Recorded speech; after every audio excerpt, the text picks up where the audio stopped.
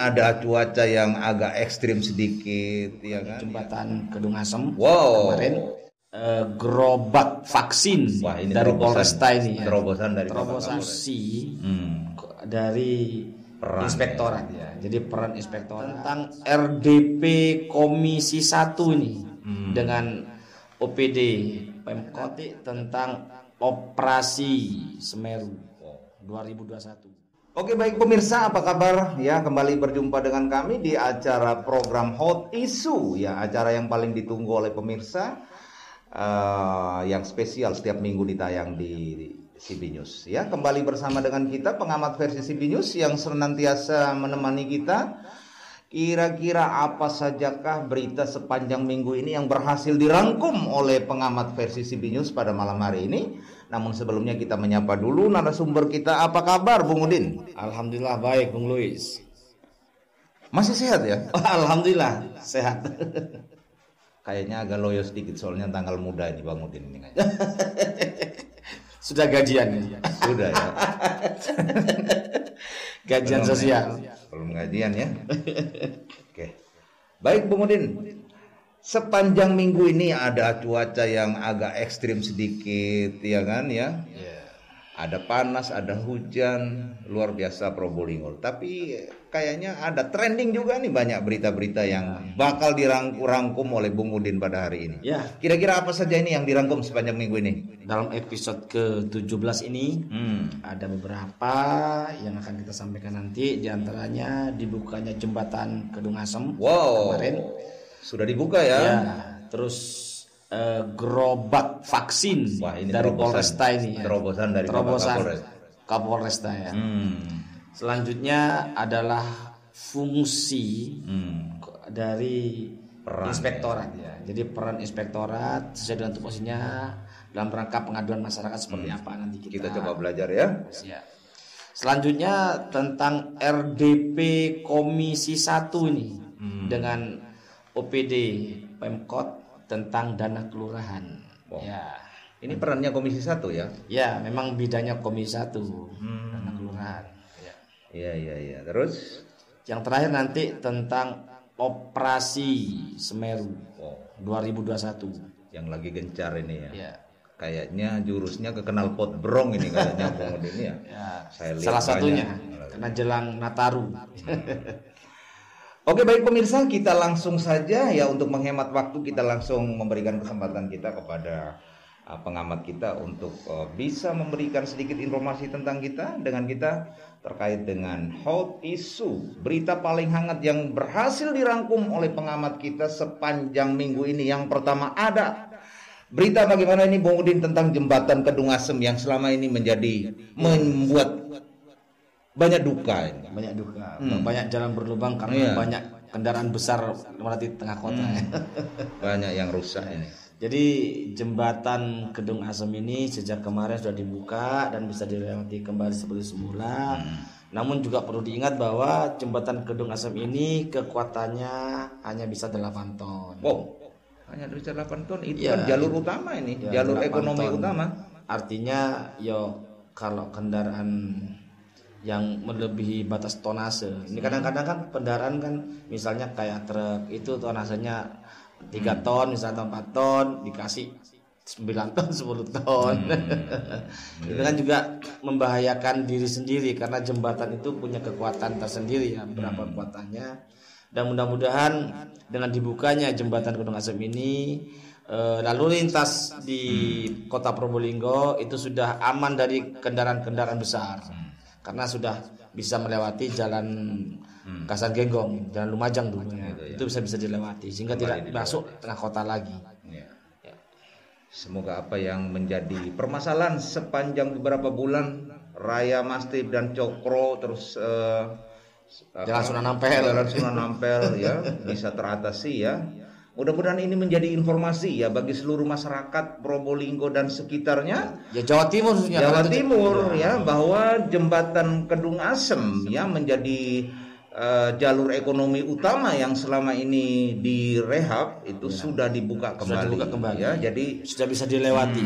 Jadi untuk para pengguna supaya jangan lagi menggunakan jalur alternatif. Ya. Terutama kendaraan-kendaraan besar.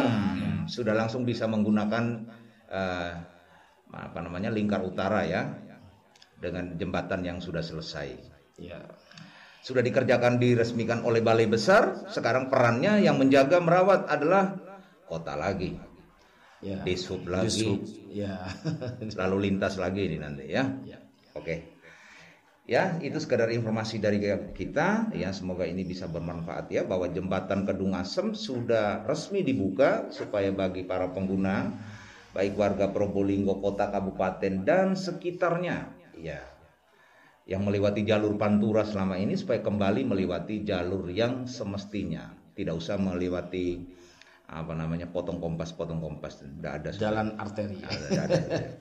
Jadi jalan utama sudah dibuka, lewat jalan utama yang sudah disediakan, sehingga tidak merusak jalan arteri yang bukan kelasnya. Ya. Oke. Artinya yang lewat yang bukan kelasnya nanti ditilang ini kayaknya ini sudah. Jembatannya kan sudah dibuka. Ya. Oke, baik Bung Udin. Nah, ini terobosan dari Bapak Kapolres kita yang baru ya. Ya. Masuk pasar dengan menggunakan gerobak. Wow, ini inovasi ya. Ini dalam rangka pihak kepolisian, pihak Polri membantu target pemerintah bahwa di bulan November ini harus sudah mencapai 70%. 70% ya. 70% herd immunity. Jadi agar supaya masyarakat Indonesia ini bisa bebas dari COVID. Karena herd immunity itu penting ya. Karena bagaimanapun juga yang namanya vaksin ini sangat diperlukan. Nggak usah takut untuk divaksin.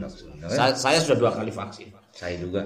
Nggak ada apa-apa kok, aman-aman saja. Karena seluruh kru Sibinius kayaknya sudah 2 kali vaksin semuanya. Karena sebelum divaksin juga diperiksa dulu oleh tim dokter, ini bisa divaksin atau tidak. Kalau nggak bisa divaksin karena ada penyakit yang bawaan yang sangat rentan, nggak mungkin divaksin. Diperiksa dulu. Jadi masyarakat nggak usah takut, jangan dengar berita hoax yang mengatakan setelah vaksin sakit. Oh enggak, karena saya sendiri vaksin pertama, vaksin kedua nggak ada masalah ya. Makan enak, tidur enak. Malas makanya sering. Jadi vaksin itu penting untuk diri kita sendiri. Jadi vaksin itu benar-benar untuk kepentingan diri kita sendiri. Dan saya salut kepada Bapak Kapolres Probolinggo yang baru ini dengan terobosan-terobosan seperti itu, sampai bawa gerobak vaksin masuk pasar, masuk fasilitas umum. Itu dalam rangka menyadarkan kepada masyarakat bahwa vaksin itu penting dan jemput bola ini. Jadi masyarakat kayak pedagang pasar karena sibuk di pasar nggak harus datang ke tempat-tempat puskesmas atau di mana. Nah, ini cukup di dalam pasar sendiri, di pasar sudah bisa divaksin oleh Polres, sudah dilayani oleh Bapak Kapolres dengan yang namanya gerobak vaksin ya. Untuk masyarakat yang ada di dalam pasar, gunakan manfaat ini gerobak vaksin ya, ikuti vaksin. Juga kegiatan-kegiatan vaksin yang dilakukan oleh pemerintah kota di mana saja. Dan kita melihat ini juga selain pemerintah, partai politik juga. Ya, saya melihat juga banyak kerjasamanya. Hari ini ya, Partai Golkar itu juga menggelar vaksin gratis. Dosis kedua kayaknya hari ini. Ya, dosis kedua dan juga dosis 1 juga ada karena dosis begini. 1, dosis 2. Tapi jadi presiden itu menambah usia 12 sampai 17 itu juga divaksin. Karena yang target awalnya itu hanya 181 juta. Ini yang terbaru itu naik menjadi 208 juta jiwa lebih ya. Penduduk Indonesia yang harus divaksin. Dalam rangka herd immunity tadi. Nah, jadi ada tambahan vaksin 1, vaksin 2 karena usia 12 tapi 17 itu juga harus divaksin. Bukan hanya lansia saja. Ya, di situ.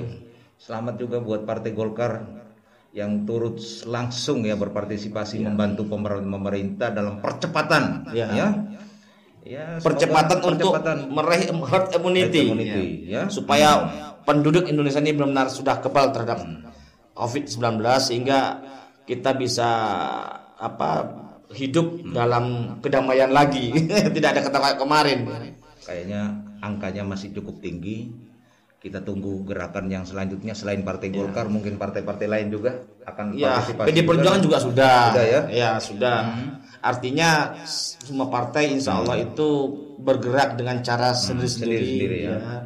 Itu untuk membantu pemerintah dalam pencapaian target herd immunity ya dalam rangka vaksinasi ini. Oke, baik Bung Udin, sekarang saya yang tanya ini. Bung Udin pernah duduk di legislatif di kursi panas pada zaman itu ya. Selain peran DPR sebagai fungsi kontrol ya, fungsi pengawasan dan seterusnya, ini kan di pemerintah daerah baik provinsi dan seterusnya kan ada inspektorat. Peran inspektorat itu apa? Sebenarnya inspektorat ini memang harus ada di tiap pemerintahan karena inspektorat sendiri adalah untuk unsur pengawasan dan pembinaan dalam penyelenggaraan pemerintahan daerah. Internal ini ya. Ya, yang punya tugasnya nih membantu wali kota membina dan mengawasi pelaksanaan urusan pemerintah yang menjadi kewenangan daerah oleh perangkat daerah. Ya. Nah, yang saya tanya kan Probolinggo nih.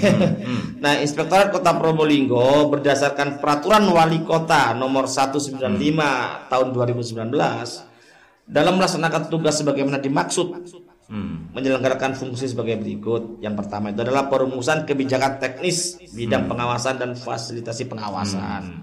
Yang kedua, pelaksanaan pengawasan internal terhadap kinerja dan keuangan melalui audit, review, evaluasi, pemantauan dan kegiatan pengawasan lainnya. Yang ketiga, pelaksanaan pengawasan untuk tujuan tertentu atas penugasan dari wali kota dan atau gubernur sebagai wakil pemerintah pusat. Yang berikutnya, penyusunan laporan hasil pengawasan. Lalu pelaksanaan koordinasi pencegahan tindak pidana korupsi. Terakhir, pengawasan pelaksanaan program reformasi birokrasi. Nah, ini peran inspektorat sangat urgent dan penting sekali, terutama tentang masalah posisi keuangan. Strategis ini. Oh, strategis sekali. Karena kalau ada perubahan-perubahan anggaran itu selalu ada review dari inspektorat. Ya. Jadi ada persoalan apapun di pemerintah daerah itu larinya ke inspektorat. Nah, di situ. Jadi perannya sangat luar biasa. Dan juga inspektorat menerima pengaduan masyarakat. Harus menerima. Gitu, harus menerima setiap pengaduan masyarakat, pelajari, ditindaklanjuti. Nah, gitu. Ya. Jadi kayak kemarin misalnya saya nih pernah melaporkan salah satu pokmas ya di inspektorat ya, karena itu kaitan dengan pemerintahan daerah, maka kita laporkan ke inspektorat supaya melakukan pembinaan, pengawasan semakin diperketat karena di situ menyangkut masalah anggaran. Dan inspektorat waktu itu melalui Irban 4 kalau nggak salah itu menindaklanjuti, dipanggil nih pokmas-pokmas yang bermasalah, yang perlu ada pembinaan-pembinaan.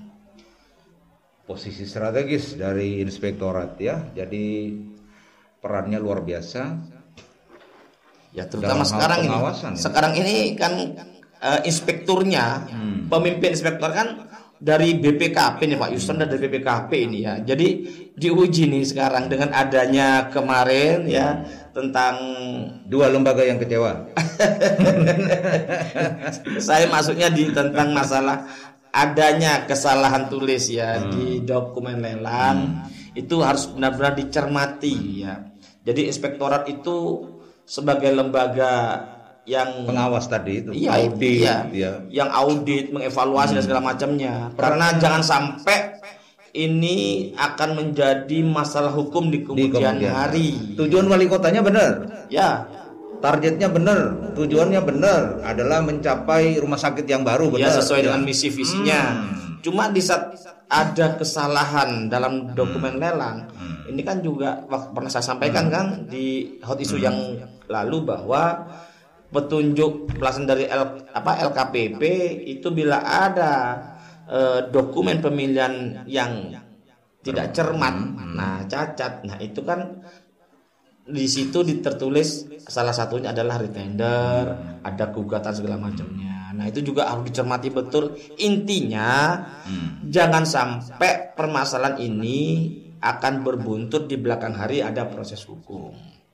Di situ peran inspektorat juga ini akhirnya. Oke, masih dalam perdebatan terkait dengan dokumen lelang. Kita tunggu saja hasilnya nanti seperti apa.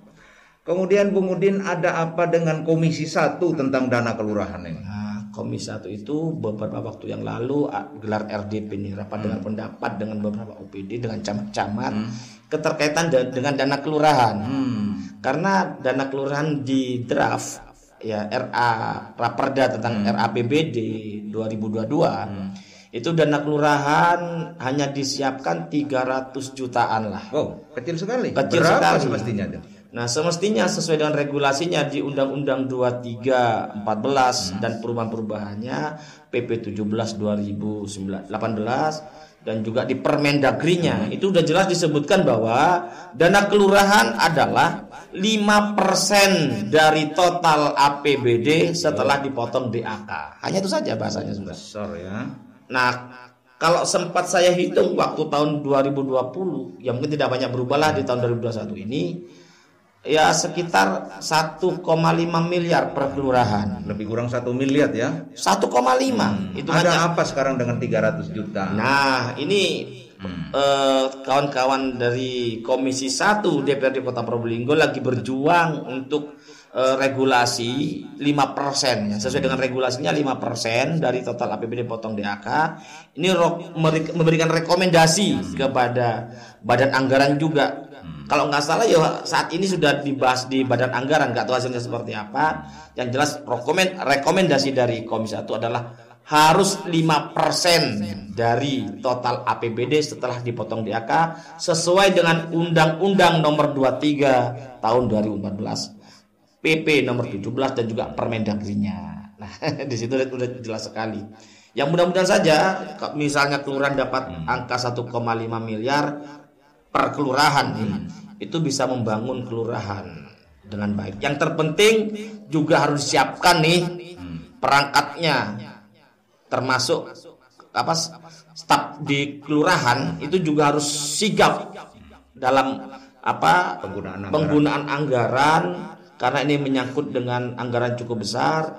Dan juga kelurahan itu juga harus ada pendampingan, kan juga diatur ya dalam undang-undangnya, dalam PP-nya dan Permendagrinya bahwa harus ada pendampingan terutama tentang alokasi anggaran untuk pekerjaan atau kegiatan fisik. Nah, itu perlu betul untuk pendampingan. Ada perencanaan. Ya. Jadi bukan karena suka-suka kan begitu. Oh ya, semuanya ada regulasinya. Ada per LKPP-nya. Jadi kalau kemarin pakai Pokmas karena menggunakan per LKPP, menggunakan swaklola tipe 4. Nah, swaklola tipe 4 itu kan menggunakan Pokmas ya. Kalau tipe 3 itu Ormas. Nah, ini karena pakai tipe 4 Pokmas, itu juga diatur sedemikian rupa. Ada regulasinya di per LKPP, harus dipelajari betul itu.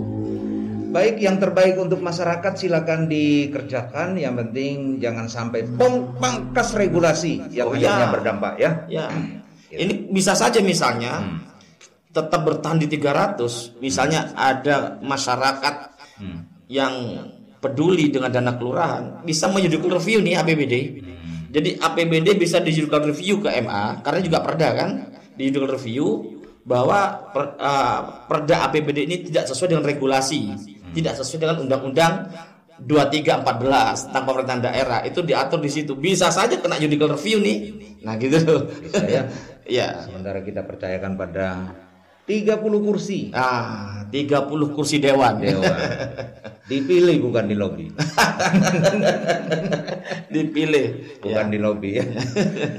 Oke, baik Bung Udin, ini lagi marak ini operasi Semeru menjelang Natal dan Tahun Baru. Banyak sepeda motor knalpot brong ini diangkut ini ya. Ya memang meresahkan. Ya memang knalpot brong itu, waduh, telinga mau pecah rasanya. Sehingga polisi khususnya Polantas itu langsung ambil langkah-langkah bahwa yang knalpot brong itu langsung diangkut. Nah, ini juga sebenarnya dalam rangka demi masyarakat juga. Kenyamanan. Ya. Ya, saya apresiasi nih kepada Polantas ya, baik di Polresta Probolinggo maupun di Polres Probolinggo. Dengan adanya operasi Semeru ini bisa menertibkan knalpot brong ini. Ya, bagi sahabat milenial, kembalikan ke standar lagi, gunakan knalpot yang standar, roda yang standar, semuanya. Ya memang seni itu memang beda ya, tapi yang penting tidak berdampak negatif ya. Sebenarnya kalau seni itu di saat ada kontes, ada event kontes, monggo karena kontes dan itu tidak dinaikin.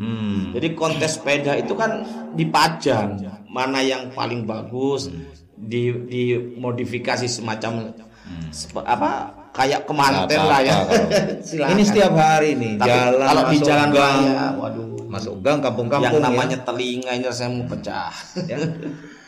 Saya yakin sahabat milenial akan segera mematuhinya ya, kembalikan pada standarnya. Apabila ada waktu-waktu tertentu seperti tadi disampaikan oleh pengamat kita, ada kontes, ada apa bisa. Ya. Oke, baik Bung Udin, ini luar biasa Bung Udin, untuk episode ke-17 ini agak panjang sedikit ini ya. Kayaknya agak gesit ini, katanya orang Probolinggo agak mesek ini. Leng-keleleng ini, banyak yang dirangkum ini minggu ini, cukup ya, karena panjang, ya. Kita kan selalu memberikan informasi. Apa karena tanggal muda ini Bung Udin? Jadi tidak juga. Ya. Jadi saya juga terinspirasi dari hot issue yang ada dari netizen menyampaikan perlu ada 2 arah. Itu juga masukan yang bagus ya. Ya, kami terima ya. Untuk ke depan doakan saja sehingga CB News bisa melaksanakan usul dan saran dari pemirsa setia CB News untuk diskusi panel. Kita terbuka. Makanya mudah-mudahan dalam waktu dekat kita bisa realisasikan itu lebih seru tentunya. Ya. Masukan-masukan dari netizen penting bagi kita. Dan saya tetap hormat kepada yang memberikan masukan kepada kita, bahwa ini untuk kebaikan kita semua. Semangat untuk pemirsa Hot Issue yang sudah memberikan kritik dan saran. Tetap dukung kami, mudah-mudahan ke depan ya dalam waktu yang dekat kita bisa merealisasikan yang namanya diskusi panel. Insya Allah ya. Mudah-mudahan ya. Tergantung tenaganya editor juga ini. Oh ya. Ya, sebelum saya akhiri pemirsa, jangan lupa masih tetap di masa pandemi Covid, tetap mengikuti seluruh protokol kesehatan yang ada, gunakan masker apabila harus keluar rumah.